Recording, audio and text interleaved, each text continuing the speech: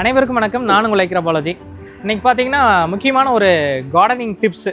இதுக்கு டைட்டில் என்ன வச்சுருக்கேன் அப்படின்னா, விவசாயத்தில் ஒரு சமையல் குறிப்பு.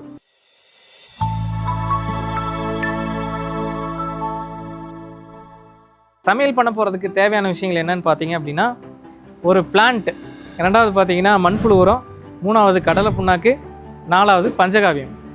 இதை எப்படி நம்ம அந்த பிளான்ட்டுக்கு நம்ம ஃபெர்டிகேஷன் கொடுக்கணும் அப்படின்றத பார்க்க போகிறோங்க. ஒன்றும் இல்லை, இதில் ஆக்சுவலாக பார்த்தீங்க அப்படின்னா நிறைய பிளான்ஸ் பாட்டட் பிளான்ஸ் நிறைய பேர் வாங்கி கொண்டே பிளான்ட்டை ரொம்ப ஆர்வமாக வாங்கி கொண்டே வைப்பாங்க. வச்சதுக்கப்புறம் பிளான்ஸ் வளராமல் இருக்கும். அதை எப்படி வளர வைக்கிறது அப்படின்றது தான் இன்றைக்கி பார்க்க போகிறோம். இதில் பார்த்தீங்க அப்படின்னா நம்ம ஒரு பிளான்ட் எடுத்துக்கிறோம்.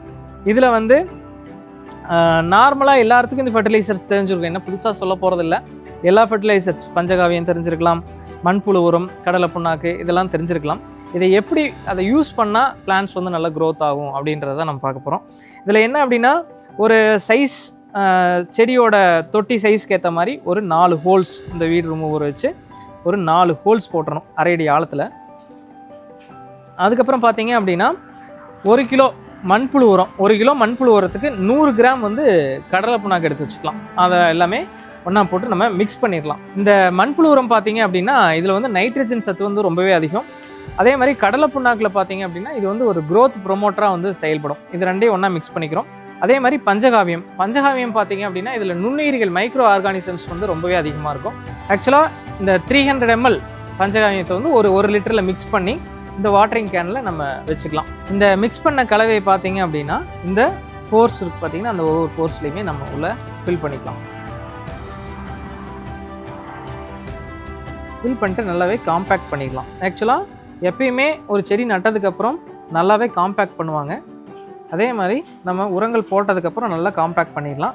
காம்பேக்ட் பண்ணதுக்கப்புறம் இதில் நம்ம பஞ்சகாவியமும் வாட்டரும் மிக்ஸ் பண்ணி வச்சுருப்போம். அதை நம்ம வாட்டரிங் பண்ணிடலாம்.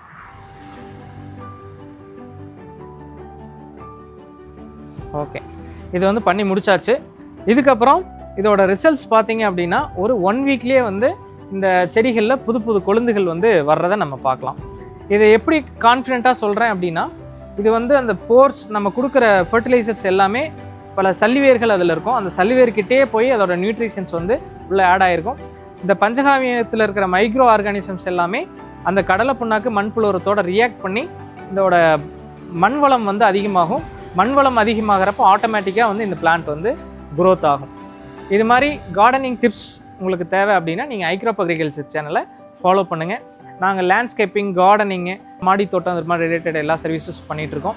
நம்ம நர்சரி மூலிமா கார்டனிங் டூல்ஸு, அதே மாதிரி ஆர்கானிக் ஃபர்டிலைசர்ஸ் எல்லாமே நம்ம ஓனாக மேனுஃபேக்சர் பண்ணி நம்ம சேல் பண்ணிகிட்ருக்கோம். உங்களுக்கு ஏதாச்சும் ரெக்யர்மெண்ட்ஸ் இருந்துச்சு அப்படின்னா நீங்கள் ஐக்ராப் அக்ரிகல்ச்சரை தொடர்பு கொள்ளலாம். Thank you very much.